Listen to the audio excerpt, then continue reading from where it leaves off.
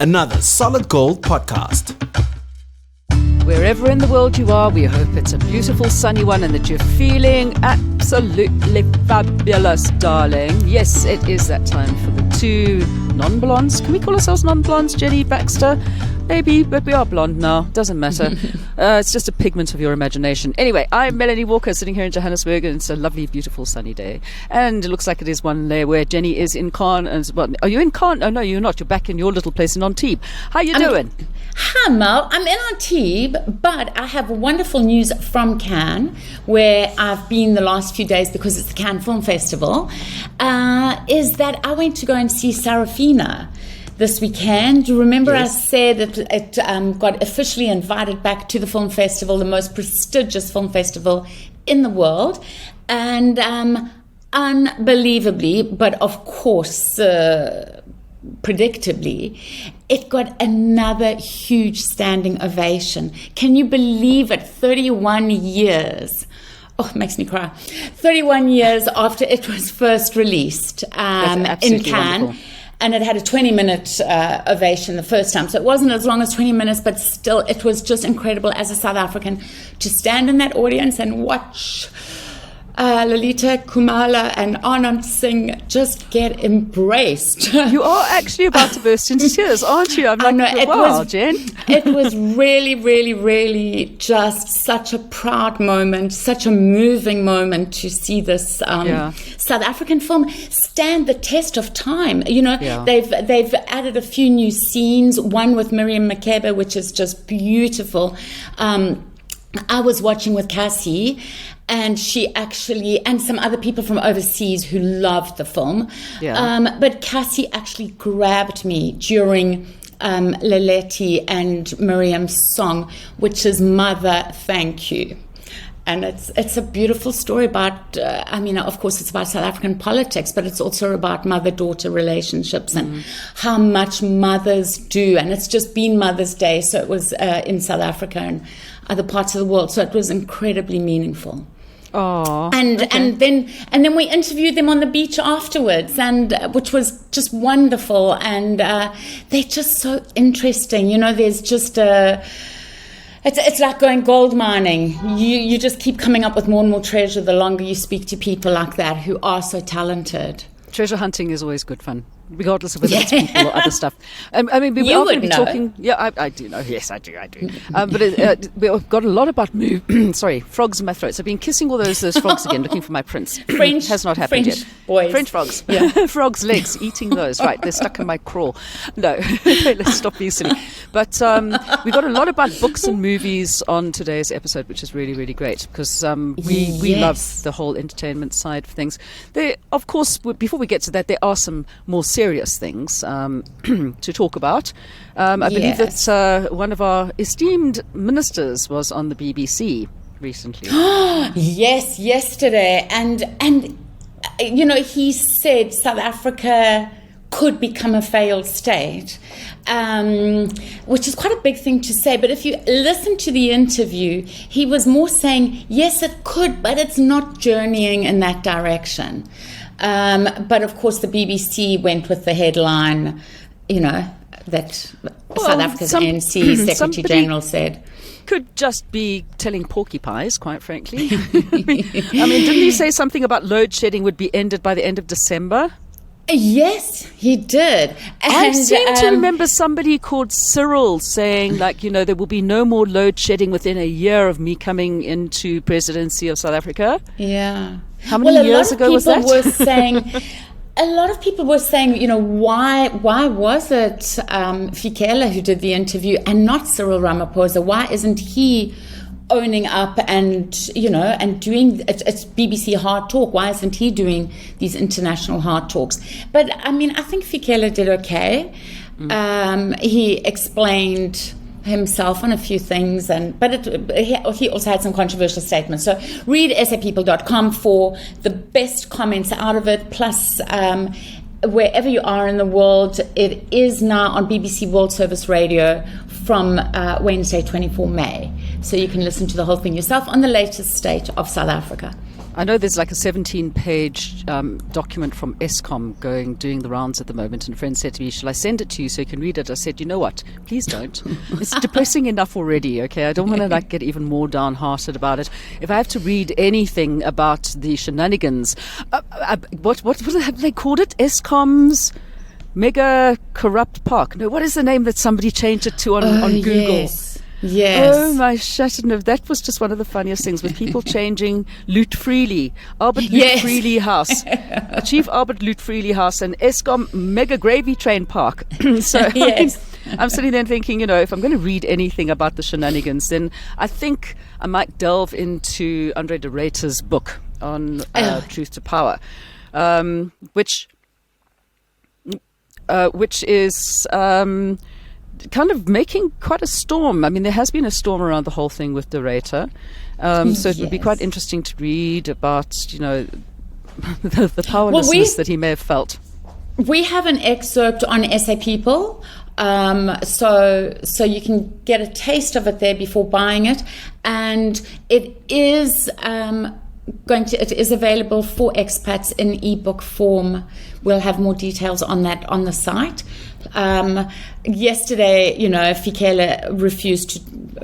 He didn't want to talk about it with the BBC, but of course he landed up talking about it. Now, one thing I do have to say about this, okay? Yes. Don't be one of those power thieves, okay? If you get sent a copy of the book by somebody, don't illegally download. Okay, this is if people keep on stealing the books, and I saw like a couple of journalists on Facebook and other places saying, don't do it, because then the publishing houses are never going to be able to print books, and you know what? Then it's just a complete mess. So don't do it. If you want to take a hard copy and lend it to your friend, that's fine. But taking it online and downloading it where you haven't paid for it, that's actually just doing the whole of the publishing industry a big disservice. Oh, but that was the one that I love, this whole thing with Herman Mashaba. I know. The unauthorized thing which he paid 12 million rand to the writer to write. And Jonathan Ball has just said, well, we're just pulling this. Is it Jonathan Ball? We're pulling it off the shelves. Well, yeah, we can always use it as a colouring in book, can't we? And Jonathan Ball is the same publisher as the Daisy excerpt that we were talking about last week, the big new book. Yes, and we're of course now talking to the author of that book. Jen, I think that many people may be forgiven for sometimes thinking that I may be a serial killer, the way I go on about the way that people drive on the roads here in South Africa.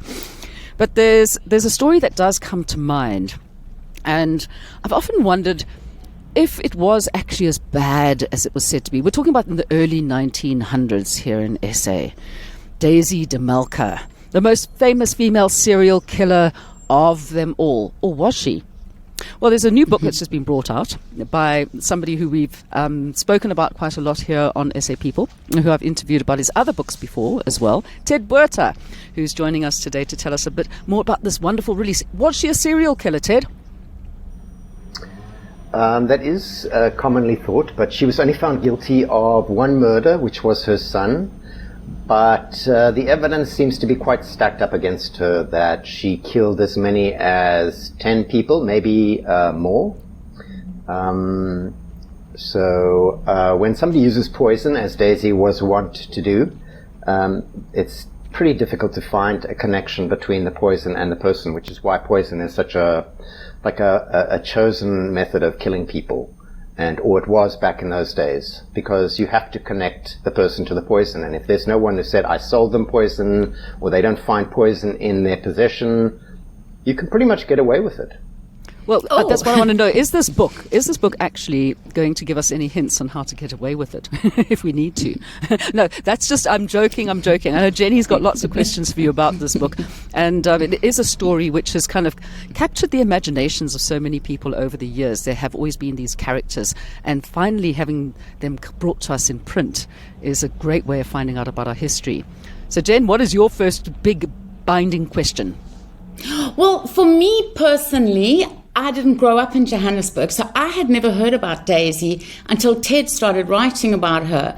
But ever since he started, I realized she's a legend, amongst people in Gauteng, and I don't know about the rest of the country outside of Durban. So Ted, what is it that made her stand out so much? Is it because she's female? Is it the poison?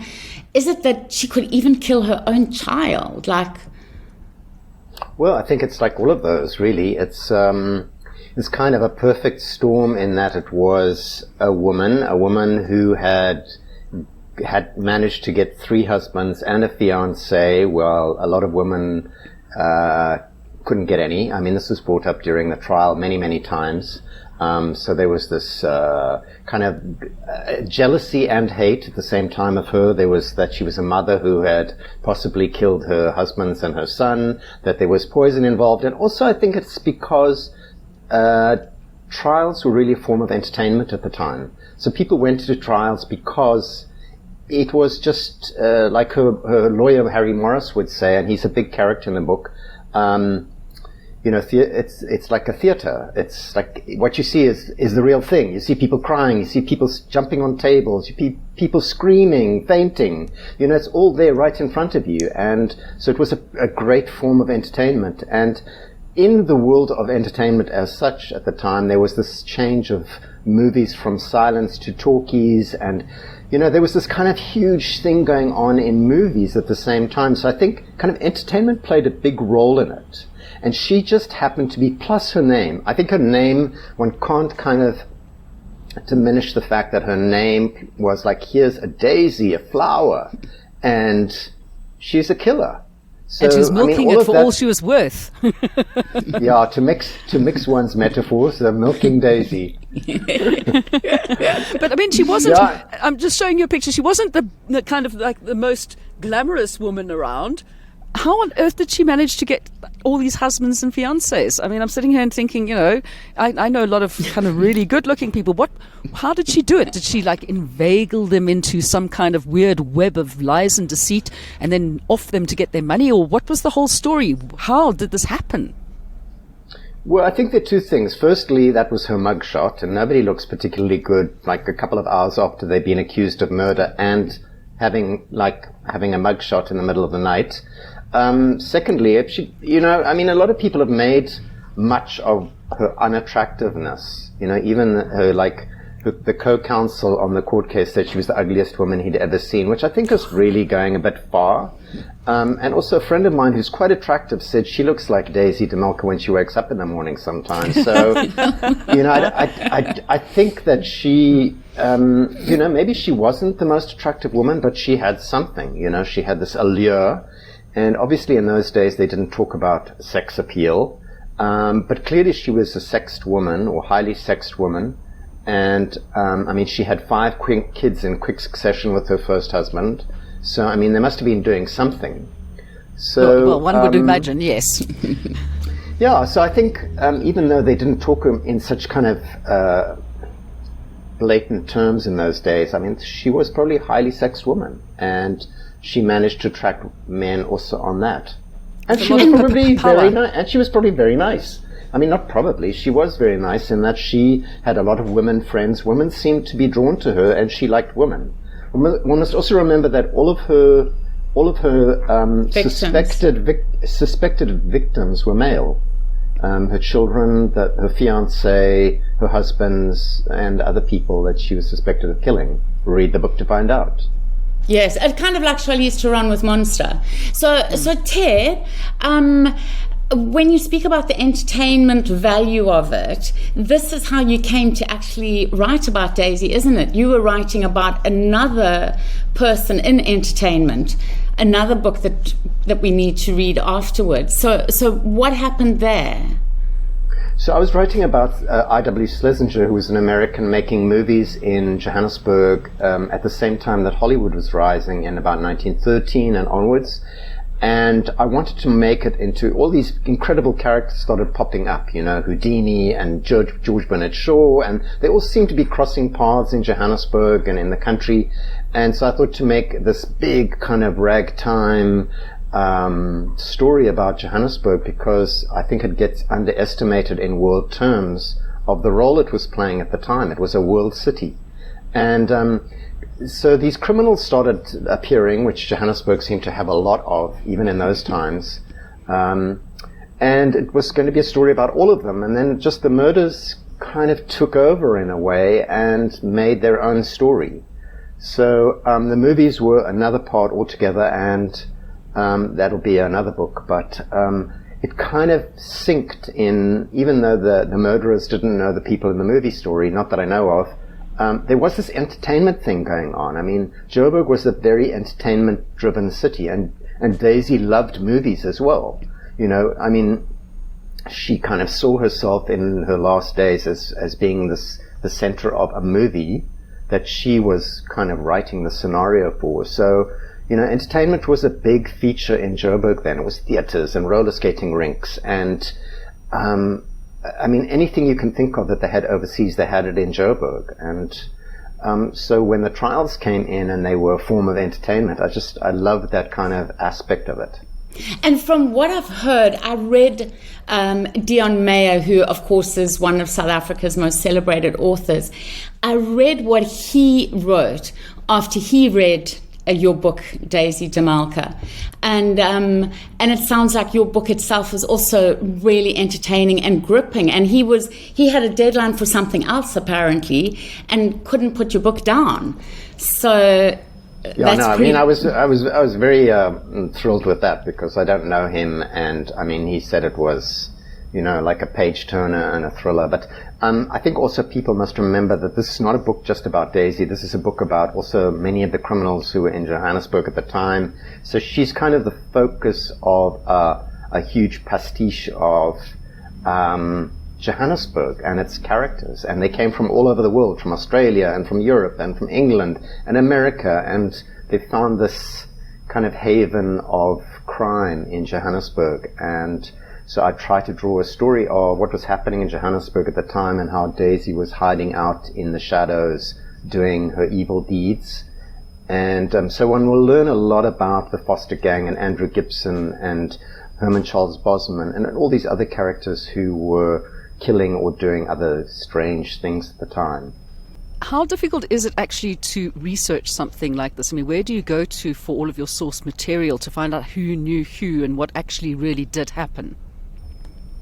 Well, I mean, I'm not a historian, so it was quite a difficult book for me to write because I'm used to like interviewing people as a journalist, not as working through archives and newspapers, and everyone's dead. I mean, there's no anecdotal information you can get. So the interesting thing for me was the more that I dug into books and newspapers, the more connections that I found. And so there was this like 6 degrees of separation between all the criminals that I never set out to find. So, and they all lived in the eastern side of Johannesburg, and there was no reason why they should all congregate on the eastern side of Johannesburg, like Bertram's, Lawrenceville, Belgravia, Bellevue. I mean, and it's like suddenly dawned on me one day, oh my goodness, they're all over there. Why? And so you can imagine them like walking down the street one day, and Herman Charles Bosman would have walked past Daisy, would have walked past Andrew Gibson, you know, and so forth. So it was quite interesting. And for you have always had a passion for Johannesburg. So personally, this must have been amazing uncovering. I don't think I know anybody who knows as much about Joburg as you. And now you've uncovered even more. Does it make you want to write another book about more modern day criminals in Johannesburg? No, not really. No. Enough. No, I mean, people have been drawing this big. People. Yeah. People have been drawing comparisons, like as I've been doing readings and stuff, people have been drawing comparisons with how, like the modern day equivalent would be Thabo Bester, or the Foster Gang's version would be the cash and transit heists. And so like everything has metamorphosed into something else, but very similar.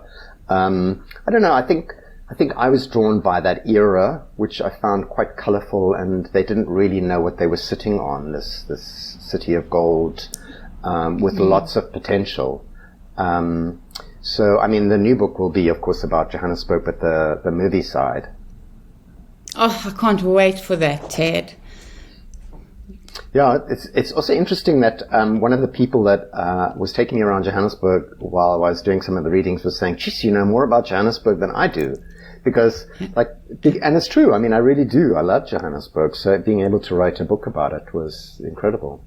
Yeah, the good old days of Hollyveldt. I mean, people don't a lot of the time understand or even know that Hollyveldt was older than Hollywood, which is quite interesting, I find. I mean, it's not older than, but, Hollyveldt, I think if people use that term even, they would think maybe in the 1950s, 1960s, Jenni, those type of, early Afrikaans movies. And it started way before then. And, if one looks at the movie industry today in South Africa, it all goes way back to Schlesinger's days. The advertising industry that he bought into, the movies that were being made, the fact that he wanted to invest in television, all of these things were happening back in the 1910s and 1920s. So it's, and I mean, I think if Daisy makes, people look at Johannesburg a different way and say, wow, we live in this place that is so rich, with all its, faults at the moment, and there are plenty of them, there's still this, it was on the world stage a long time ago. And Ted, last question, but I know that I need to read the book to find out. But was she just greedy, or did she have some lavish lifestyle because I think she was killing them all for money. I mean, mistakenly, which a lot of the stuff that's on the internet about Daisy is actually wrong. They put a picture in of a house that she never lived in. There's a picture of a pretty young woman in her wedding dress. That's not her, and people are writing a lot of wrong stuff about her. So the myth continues, but it is a myth. And they also say that she killed for the insurance money. She didn't actually kill for any insurance money. She didn't have to, because she inherited whatever her husband's left her, which was their estate. And so, I mean, her son, she did kill for the insurance money. Well, she didn't kill him for the insurance money. The theory is she killed him because he was becoming a real problem. And she inherited a couple of £100, which is not insubstantial in those days. But, I mean, she never killed for insurance money. And how she lived, there's no record of the fact that she lived lavishly. I mean, whenever her husband's died, she would move back into a rented room. She would rent out the house that she owned, or the houses that she owned. She owned about 4 houses in the end. She rented them out. She lived in somebody else's house in a room as a lodger. But she did buy a car in the early days, which was quite amazing, because people didn't buy cars. She took a trip overseas in Europe and England and Ireland. With her son, she bought him motorbikes, she bought him musical instruments. There's many things that came out in court where she spent her money. So, I mean, looking at her, you'd think, well, she didn't have much money. She didn't do anything with herself, considering she had quite a lot of money. But what she spent it on, she took that to her grave. Oh, I can't wait for the Showmax show, or not particularly Showmax, but whoever's going to turn your book into a TV show. Well, I'll tell you what, so she's just basically your common, ordinary, garden variety psychopath, in other words. And I must say, I'm rather glad that I live in the centre of Johannesburg, rather than, where Duivelsdorp is, and, of course, on the East Rand, where all of these people seem to have come from. We're a little bit more civilized in the middle, aren't we? I'm not sure. I'm not sure. I'm not sure she was a psychopath or a sociopath, actually. I think she was someone who didn't like men, for one thing, and I think something possibly happened to her when she was a child and she was growing up amongst 11 children of one family, maybe abused. I don't know. I mean, all of that she also took to her grave, but she was a strong woman. I mean, one mustn't think of somebody who murdered people and just sat with her tail between her legs and was hiding away. I mean, when she was in court for that month, which was a long trial, she was up front and center, man. She was scribbling away in her notebook and taking particular interest in people, and she was a strong character. And a Looney Tune. There we go. So, your book, of course, is going to be, I would imagine, available in all good bookshops as well as online. There we go. So don't miss out on finding more about the history of some of South Africa's most colourful people in the latest book, Daisy de Melker. Mm-hmm. Right. By Ted Botha. Yeah, thank you very much, Ted, for joining us, and best of luck with the book and sales, and may it go from strength to strength. Well, there we have it. I think it would have been quite nice to actually have lived in those days. I must admit that I am a bit of a history, not a buff, but I love the old stories about like the haunted houses and the ghost stories of the people in the Karoo. Do you remember all of those stories? They were like apocryphal, some of them, obviously. But I did find out about the ghost at the Nottingham Road Hotel down in Nottingham Road itself. So, yeah, a good read. It sounds like it's going to be a bit of a ripping yarn. What do you think, Jenny? You're going to be able to work your way through it? No, definitely. I mean, honestly, Mel, if you had seen what Dion Mayer wrote, it couldn't have been a higher recommendation. Favorite writers. He's absolutely brilliant. And you've interviewed him as well. Yeah.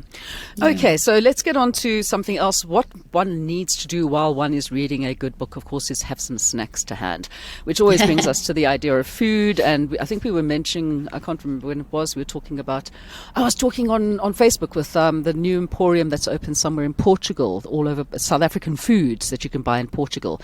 And of course, it just takes me back to the days of going and finding boerewors in London and things like that. And of course, we've got a big Boerie fest coming up, haven't we? Yes, in Poland. So, I mean, all around the world, South Africans abroad can find boerewors. It's just becoming so popular. And in Krakow, in Poland, there's a Braai Fest on the 3rd of June. And on the 29th of May, there's a big boerewors brown beer get together at Kazimierz Food Square, and they say, "Come hungry and thirsty." So I think it starts at about 1:00. Brilliant. So that's cool. There's a lot of fests that are happening here in South Africa as well. So many things happening all at the same time. It's difficult to get to all of them, but try and make it. Get outside, go and support local music, go and support local food. I know the Deutsche School in Johannesburg is having their it's not an Oktoberfest, they're having their Deutsche School Bazaar, which we usually go to as well, to go and have a good taste of the German food. Yeah. All right, what else have we got in the way of news from expat? I've got to tell you one thing about news from for expats, not from an expat, because one of my favorite people that I've interviewed quite a lot here on television in South Africa for Gardening Show is one of my favorite. He actually hybridizes and creates the most beautiful aloes, and he's got this beautiful farm just out past Hartbeespoort. His name's Andy de Wet, and he's a lovely, he's a lovely friend of yours. He's a friend of mine. Yeah. I've always gone in there, and he plays around not just with aloes, but also with plectranthus and like these are plants, by the way, and with agapanthus, which are my favorite plants in the entire world. And he went and won the best plant on show at Chelsea with his crackerjack black. It's like almost a black purple agapanthus, which I'm just like so chuffed for him. I'm just like over the moon. It's been such a long time since the South African plant. I mean, it is not just a South African variety, but the actual plant. I mean, an Aggie, which it's an indigenous, it's indigenous, and he does wonderful work. And Mel, it's not just a plant of the Chelsea flower show.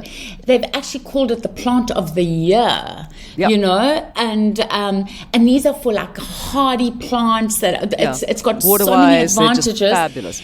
And I don't know if you read our story, or you maybe know it already, from Andy and Quentin Bean, but the story is really an incredible journey. It's taken them almost 20 years. 20 years. It took them 17 years of experimenting, etc., before they chose the one out of thousands.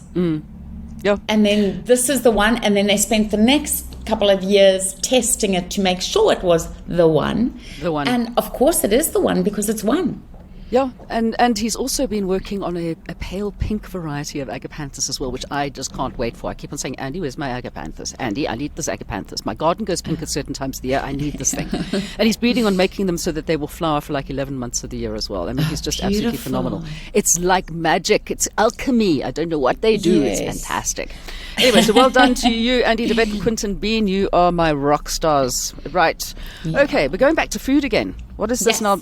I know Nando's is like renowned for their commercials and all kinds of wild and wonderful things. But of course, I don't know if they have the same commercials overseas as we have in South Africa, because they use particularly South African humor for their commercials here. I think, I mean, particularly in England, where they think that Nando's is English, and anybody who becomes a British citizen will go out and get a cheeky Nando's because that's considered the most English thing you can do. So I don't even know if they need that much advertising because it's just that popular. But so I'm not aware of their ads, of what the ads are. But Beyonce was in Edinburgh this past weekend, and ordered nearly £2,000 worth of Nando's. So they ordered it on her name, and it was for her crew. So I think altogether there were 110 Nando's chicken burgers, 90 pitas, some vegetarian stuff, and 8 chicken thighs, just in case. Just in case. Yeah, Nando's how cool is that? Pretty good. That whole ad with those lovely old people. I don't know if people would get kind of triggered by seeing those ads now, but they all come. I believe our next door neighbours are tail gunners, which is one of my favourite ads. I don't know it. You haven't been living here for a while. They're very cheeky. They're very, very cheeky with their ads. I love it. Okay, what else have we got in the way of news from expats? Well, we've had some winners, which is winner, chicken dinner. You should be working for Nando's. Glasgow Warriors, their boss is actually a South African, Franco Smith. I think he used to be the coach for Cheetahs. And then he went and worked in Italy.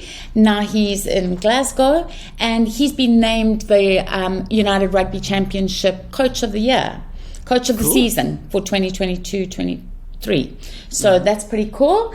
And then and they lost actually in the semi-final and final, but he said this is just the start, and what he had accomplished before that was so awesome. And then also Blitzbox star Ricardo Duarte, he has won Rookie of the Year for the entire 2023 World Rugby Sevens Awards. So congrats to him. That was in London. Rugby's coming soon. Yeah, but you should be coming here because all the rugby is going to be in France. I told you I need a blesser. If you can find me a blesser, I'll come there. All right. Okay, yeah. And maybe we should just talk to Lyft Airlines about getting me over to France so I can come and we can do it straight in France at the Rugby World Cup and make Jen and Mel hit our blood is green, because Lyft Airlines is doing some amazing stuff as well here at the moment. Man, well, remember last week we were talking about them, how all their staff are now wearing cabin crew are now wearing veldskoen, and they've taken some divine photos of them all lying in the airline seats with their feet in the passageway. Really, really cool. Anyway, they've now done something even cooler, well, equally cool, which is one of the canine rescue and search dogs made its first flight. So it's the first big dog to go on in South Africa. Obviously, around the world, other people have been doing it for years. But in South Africa, this is the first time that a canine rescue and search police dog has gone on in the cabin of a commercial plane. It flew as a passenger. It flew as a passenger, and and just like with all the Lyft pets that are allowed, it sat next to its human passenger. And the amazing thing about this is that it means that deployment can be so much quicker. So more people can be found and rescued thanks to this. The dog gets off the plane and is immediately fine, ready to go. In a lot quicker time. So that was, I think, so making history. His name is Jenni. So just to remember. Jedi or Jedi? Oh, maybe Jedi. Maybe Jedi, because he's a Jedi warrior. A knight. Yeah, you could be right. Has he got a lightsaber, one wonders. Anyhow, he did look happy. He had a smile on his face in the photos. Dogs always have smiles on their faces, unless they're those really fierce ones. It's interesting. If you see pictures of dogs that are looking to be adopted, they always look so smiley and happy, and cats are always like, don't look at me. Don't take my photo. Anyway, on to other stuff. Go through it quickly. It's very cold in Joburg, and I need to get out of the studio and go and find a heater. Well, because the snow. They left the doors open again in the Midlands. Yeah, and the Eastern Cape. So there has been snow. The most beautiful story this week has been a lady who tried to remain anonymous. Her name is Lara Brunner, and she's one of the very many South Africans who saw a guy at the traffic light and wondered, what's the story really, you know? And she kind of asked him because he was holding something, and then she drove off and she couldn't help herself. She did a U-turn, went back, took some photos, wrote a story about it. It's gone viral. People are raising money for him. I think you've seen it. She came across this guy. His name is Lucky. He has a son, Emmanuel, and he's a father doing whatever he can to help his child. His son is talented and deserves to go to fashion design school. And so Lucky and the rest of the country and Lara are trying to raise money for Emmanuel to go to fashion design school. So that's a really beautiful story. For expats and South Africans, everybody loves Baker's tennis biscuits and everybody loves rusks, and now you can get them all in one. So that's pretty cool. No? No, I love tennis biscuits, and I love rusks. I have a thing with coconut. No. I like fresh coconut and coconut milk.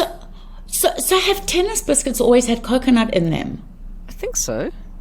That's what they say. I've never noticed the coconut, but I do love coconut. They are the best base for like a little milk tart or a cheesecake instead of. And even peppermint crisp has tennis biscuits in. Really? Yeah. Oy. Okay. It's a secret ingredient. Yeah. Right, there we go. And then another sweet little story was a police officer, Mkosi, for Johannesburg Metro. Mm-hmm. And he was, all the kids are crossing the road and he's standing there stopping the traffic. And he saw this little girl whose shoes were so tattered. And he asked her what size she was. And the next day, he had bought her. Yeah. So that's really beautiful that he sort of looked out and took it. Yeah, so cute. But talk about Metro Police. I have to be honest that on my way to come here today, I saw some Metro Police actually doing some work. I nearly fell off my horse. Out of my car. I was like, wow. I was like driving past them and clapping my hands. Yay, you're working. You can actually see some policemen on the streets. Yay. Not just all the homeless guys directing traffic, and they do a brilliant job, by the way. They really do. Yeah. But still a little scary. Backstreet Boys, as you know, have been in South Africa for their tour. But the best thing is... All right. Yeah. Who needs to go to the show? But the best thing is that they've really been promoting South Africa unintentionally because they've been able to tick a few bucket list items, one of which was shark cage diving. They also did breathtaking Signal Hill photos, went to a rugby match, and went and drank some wine in Stellenbosch. That's pretty cool. And then on our more animal wildlife news, as you know, because of your daughter and everything, pangolins are one of the most trafficked mammals in the world. I think in the last 10 years, 1 million wild pangolins have been trafficked and killed. 1 million. Which is about 300 a day. It turns out that about 1,000 a year are killed by electric fences on game farms, which are put there to stop the bigger animals escaping. So right now, pangolin-friendly farm fencing and several other pangolin companies or organizations have got together, and they are creating a new kind of fencing and trialing it that's still electric, but it won't kill the pangolins.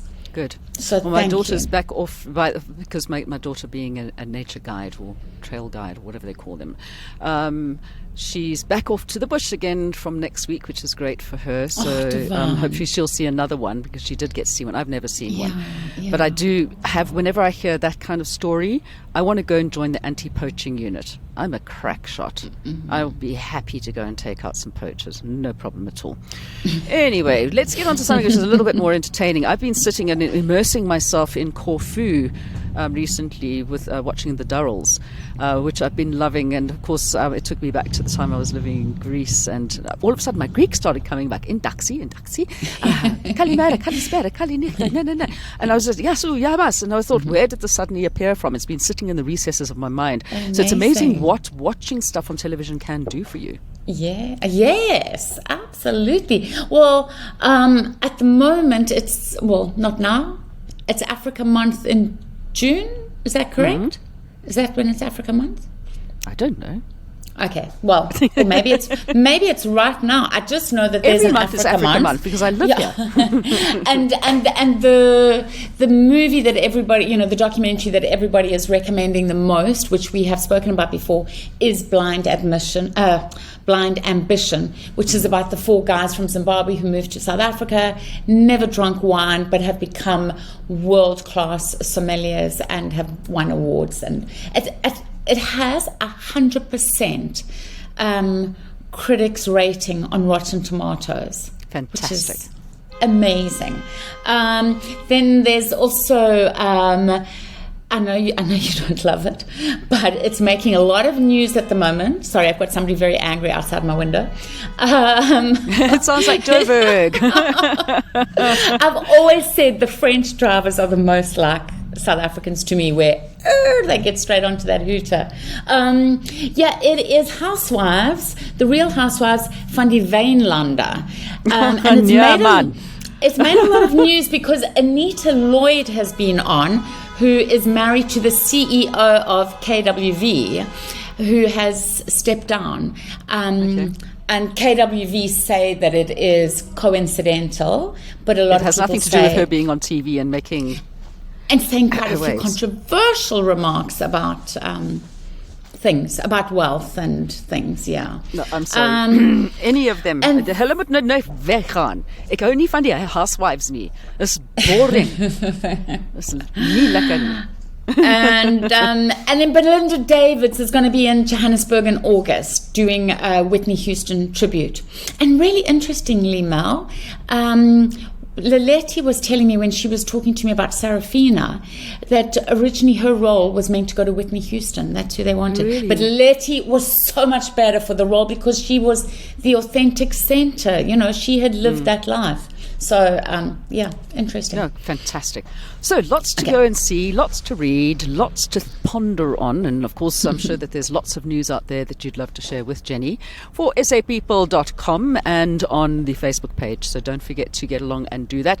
And for all of our expats out there who religiously listen to this, a big shout out to all of you. Roy Medina, keep it going. He shares every single week. He loves it. He says it's the one way of keeping in touch with South Africa, and we make him laugh. Let's hope we keep doing that. Yeah? Janella Wella fella. We'll see you again next week. Take good care, darling. Thanks, Mal. Bye. Another production from Solid Gold Podcasts.